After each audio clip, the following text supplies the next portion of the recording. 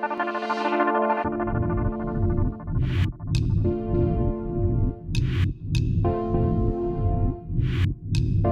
numéro 2, exercice numéro 3. On a la fonction d'utilité d'un consommateur qui est égale à ln de x1 plus 2 ln de x2. Et donc, on va s'interroger sur l'équilibre de ce consommateur. On va donc chercher à établir les fonctions de demande marshallienne en bien 1 et en bien 2.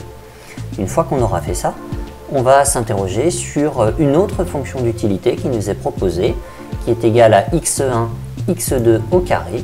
Et donc, on verra si les résultats de l'étude de la première équation peuvent être transposés à l'étude de la seconde.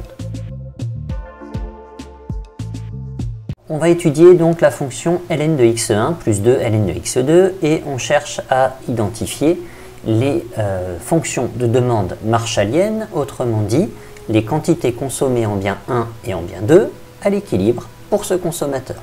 On va utiliser une propriété, à savoir que à l'équilibre, le TMS est égal au rapport des prix. Et le TMS, on sait que c'est le rapport des utilités marginales.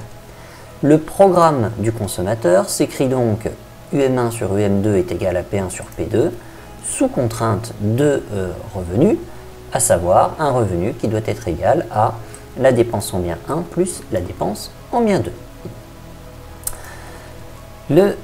L'utilité marginale du bien 1, eh bien, ça va être 1 sur x1.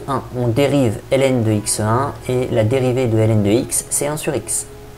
Et puis, l'utilité marginale du bien 2, eh bien, on va dériver 2 ln de x2. Et donc, ça, on va obtenir comme dérivée 2 sur x2. C'est toujours égal au rapport des prix. Une fois qu'on a écrit ça, eh bien, il faut faire la résolution mathématique pour obtenir x1 étoile et x2 étoile. Alors, je vais réécrire cette première fraction sous cette forme-là, de manière à pouvoir la simplifier et l'écrire ainsi. Une fois que j'ai ça, je sais que ce que je cherche, c'est x2 et x1. Donc, je vais ici isoler soit x2, soit x1, puis le réinjecter à l'intérieur de la contrainte de budget. Donc ici, je décide de isoler x2, qui est donc égal à 2x1 P1 sur P2, et je réinjecte ce résultat ici, à l'intérieur de ma contrainte de budget. Ici, on a les P2 qui se simplifient, et donc on obtient que le revenu est égal à x1 P1 plus 2x1 P1, autrement dit 3x1 P1. Ce que je cherche, c'est à isoler x1 et à l'écrire en fonction uniquement du revenu et des prix. Donc ici, lorsque j'isole x1 dans cette écriture, j'obtiens bien une fraction qui n'est fonction que du revenu et du prix, ici du prix du bien 1. Je vais réinjecter ce résultat dans cette équation-là.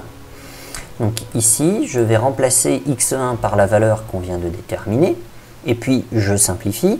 Donc ce qu'on va faire, c'est qu'ici on a les P1 qui vont se simplifier, donc il nous reste 2R sur 3, le tout divisé par P2.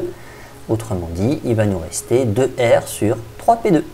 Et donc on obtient bien ici ces deux écritures qui sont nos fonctions de demande marshallienne, c'est-à-dire les quantités qui vont être consommées par le consommateur à l'équilibre.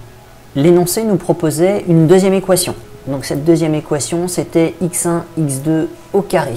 Et on s'interroge à savoir s'il faut refaire tous les calculs ou bien si cette deuxième équation est une composée monotone croissante de la première, auquel cas, eh bien, tous les résultats qu'on a obtenus, autrement dit les fonctions de demande marshallienne, qu'on a obtenues dans la première équation, dans l'étude de la première équation, s'appliqueront à l'étude de la seconde. Et donc, on pourra directement donner x1 et x2 pour cette deuxième fonction d'utilité.